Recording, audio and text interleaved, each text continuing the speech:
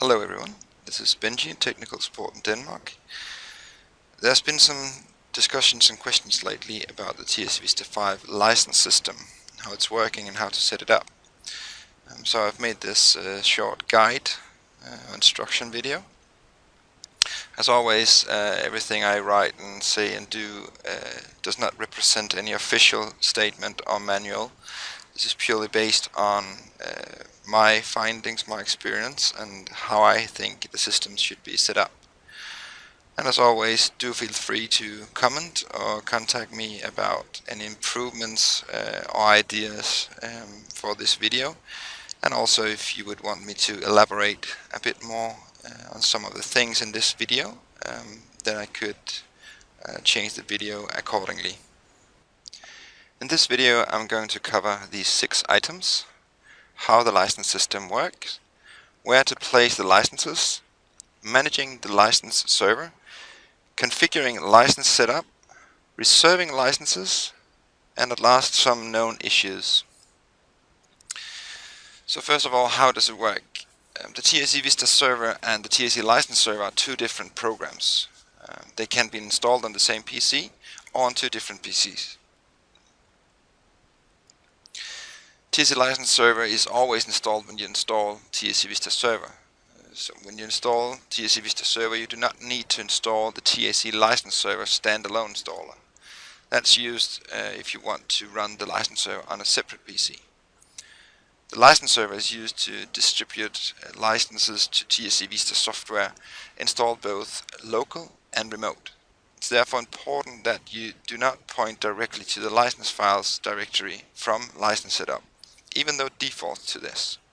You should always place demo licenses in another folder than where the customer licenses are placed.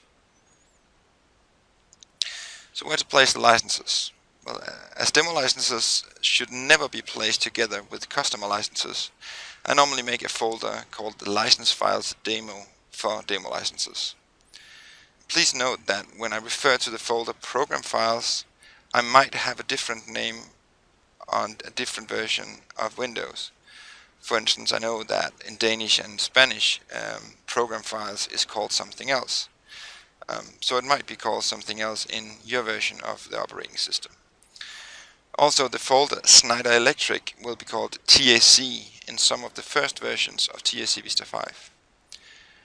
When upgrading to TAC Vista 5.1.8 from a previous version, the licenses are placed in a new folder. So the licenses in the previous folder are not longer used and can be deleted.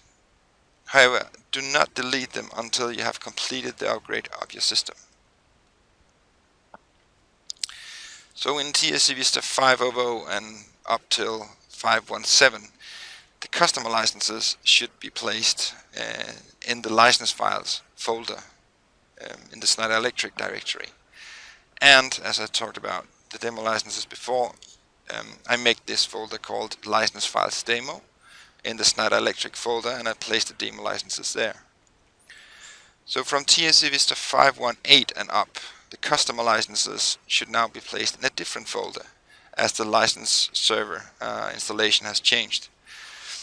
So now it's called Schneider Electric folder and then license server TAC licenses. But I still place the demo licenses in the same folder I ever talked about before. Now managing the license server. From TAC Vista 5.0 to 5.1.7, you start LM Tools, and you start that from Start Schneider Electric, TAC Tools, then your version, and LM Tools. From TAC Vista 5.1.8 and up, you administer or manage the license server from Start Schneider Electric, TAC Tools, and then your version, and then there's a link called FlexNet License Admin. So assuming that you have a version of TAC Vista installed from 5.0.0 to 5.1.7, you're using LM Tools to manage the license server. And I'm going to make a quick tour of the LM Tools that is used to manage the license server in that case. So here you have LM Tools. And really the most important panes are the server status pane and the server DAX pane. In server status you can make a perform status inquiry. And this is where you can see all your different licenses that are installed on this license server, and you can see how many licenses you have of each type. For instance, there's a Vista Workstation license here. I have a total of 1 license, but none of them are used. If I go ahead and start a Vista server here,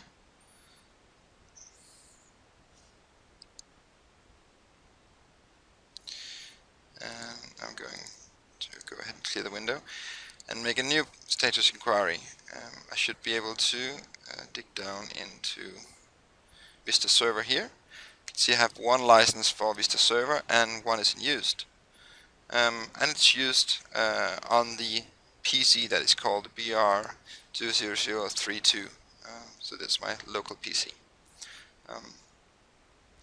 So this is good for checking which PC or what host has taken a license. So in server diags, you can make a diagnostic test here, and this will give me some further info about the different licenses I have in my system when they expire and so on, if they do. In the pane here called config services, you can check out the log for the license server. And if you experience issues, you will have a pretty good information here coming with error messages that you can use at a later stage to forward to product support to get help with the license server system. And last, you have here in start, stop and reread. This is where you can stop and start your license server, and if you have new license files placed in the system, then you can use this button called reread license file. One small trick I'll just show here is that if you stop the server and click on the advanced settings, you then get these 3 checkboxes. And some people have seen issues where all of a sudden the license server will stop on a PC. And we have seen that if you ticked this box called restrict LM down to work only from node where LMGRD is running, so you tick this box with the license server stopped and you start the license server again, this will prevent in many cases the license server from stopping without you wanting to. So furthermore, if firewalls or routing of licenses are used, you need to specify which port the license server system is using. Until TAC Vista 5.1.7, this is done directly in the license files, and it's crucial that you add the port info in all license files in the system. So it's not enough to just add it in 1 or 2 license files if you have 3. You must add them add the port info in all the license files. Here's an example of how it should look. Here to the left you have the default structure or syntax of a license file, and here down to the right I have added the port info. So basically in the first line of the server line, the line where it says server in the start, after the MAC address of the PC, you make a space and you write 27009. This is the default port for LMDID. And then the line called vendor TAC link, you add or write in the port that the TAC license server, TSC license server, should use for distributing licenses. And this is again after TAC link, you make a space and then write port equals and then the port. 2170, it's sort of default. It's not thoroughly described anywhere, but it's what you would want to default to. And it's crucial that you have no space between port and equal, and no space between equal and 2170. So if you're using TAC Vista 5.1.8 and upwards, you're no longer using LM tools for managing the license server. This is now done via this web page. And once again, I'm going to give you a small tour of what I think is the most important parts. First of all, you have this main page, and when you log in, you might see some alerts here to the left. They're not really that critical, as, for instance, if you have one Vista Server license and your Vista Server is started, then all the Vista Server licenses are taken. And they'll give you an alert here to the left saying that you're out of licenses for this specific feature. But it makes sense, as you only have one license and it's you, so it's not really critical. So yeah, do not really mind these alerts and warnings you have to the left. So here to the right you have the button called concurrent, and this will show you what licenses you have and what licenses are taken. In this case, you can see that I have a Vista server running and has taken a license, and I can click the host button here, and this will give me a list of which hosts or PC has taken this license. In this case, it's my local PC here. So in 5.1.8 and upwards, the port setting that we talked about before in 5.1.7 is no longer made in the license files themselves. It's now made via the interface, the web-based interface to the license server. But as well as other settings in the license server, I have found it easier to use this tool I've made. It only works from 5.1.8 and license server 5.1.8 and upwards. There's a link here below to where the tool can be downloaded on the community, or just search for TSC license server settings. I'll just give you a quick tour of this tool and what it does. So first of all, when you start this tool, it might be looking something like this. And first of all, what I do here is that I can change the TSC daemon port. 0 here means that it will just pick a port, but if you write 2170 and click apply, then it will write 2170 into the configuration, just as we did in the license files in 5.1.7.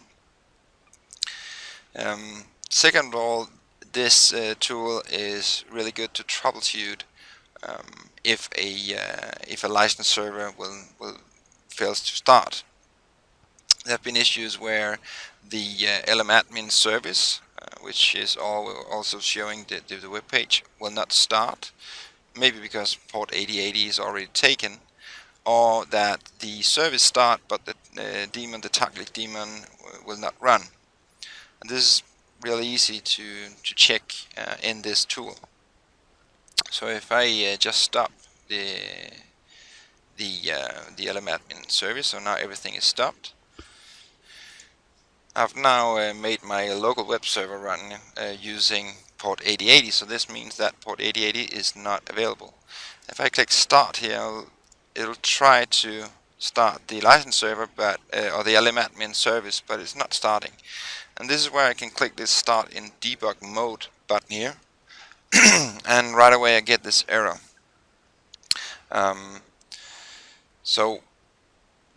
If you don't know what this error means, you can click here and help, and it will explain a little more.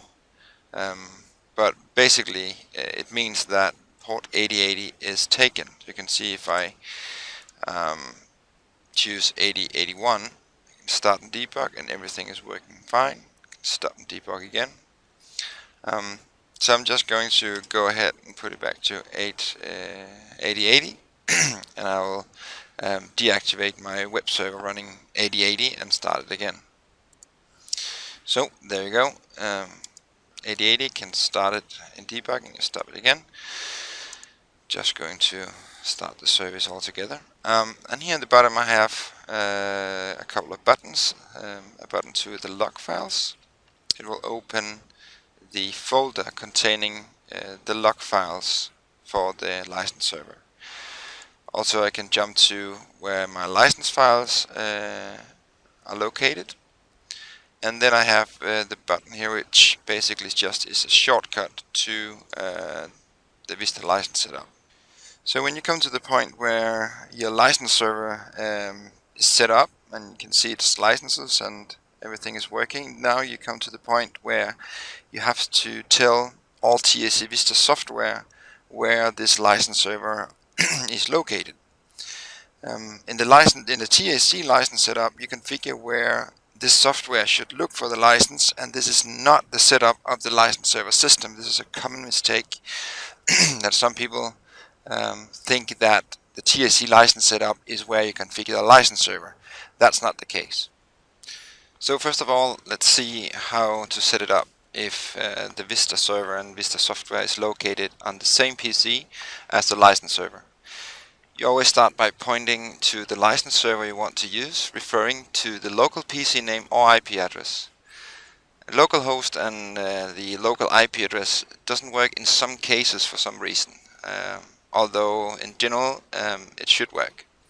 But yeah, especially in newer versions, use the local PC name or IP address. Then you separate it by a semicolon and you write the path to the demo license folder if you have a folder with demo licenses.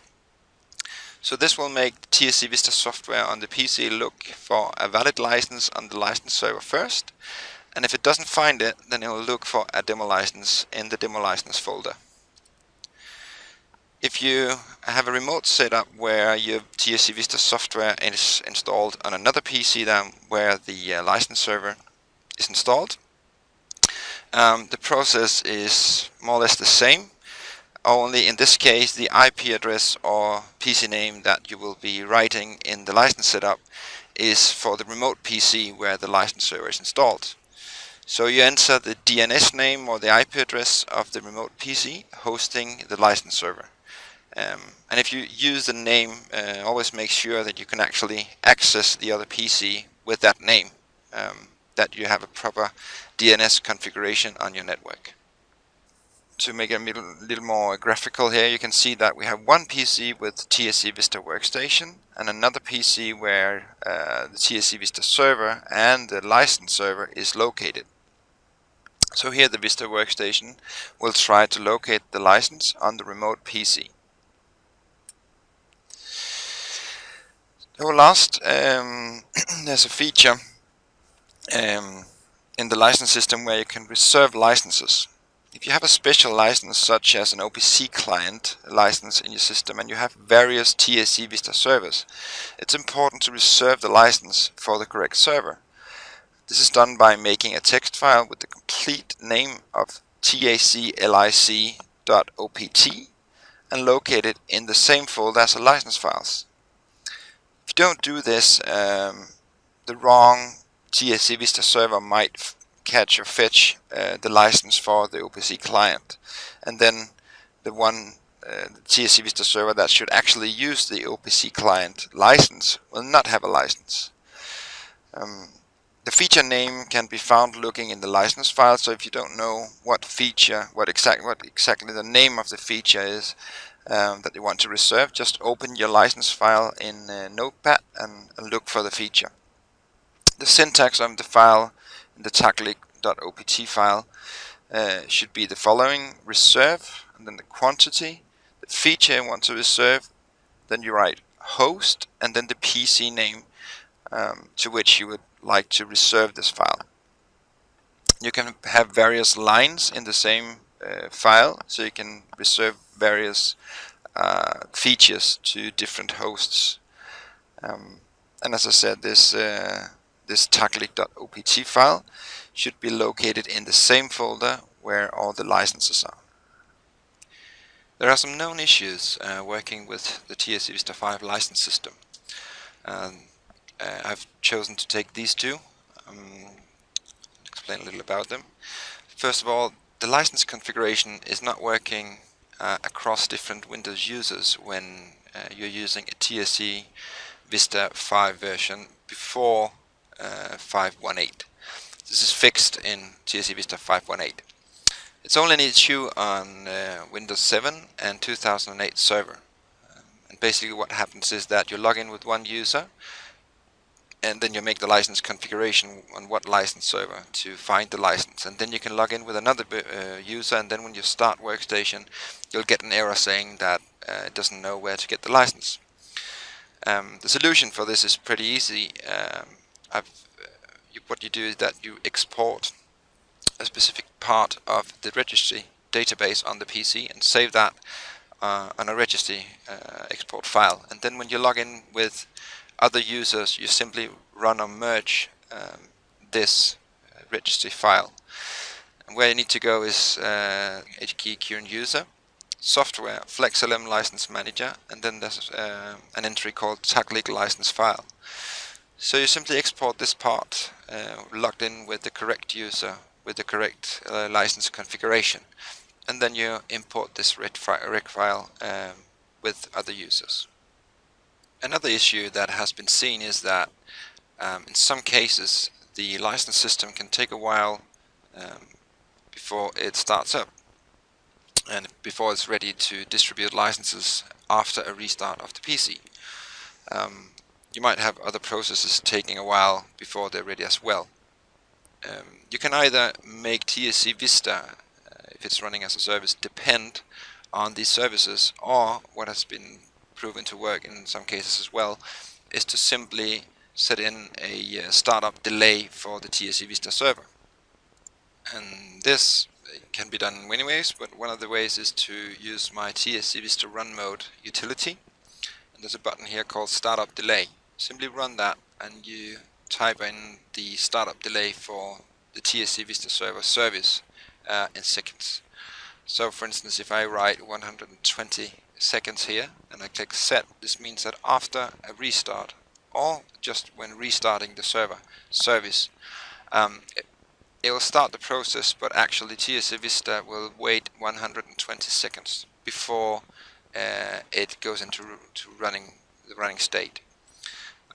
So yeah, this can be one of the ways to get around if you experience this issue that the TAC Vista server doesn't get a license after you restart the PC.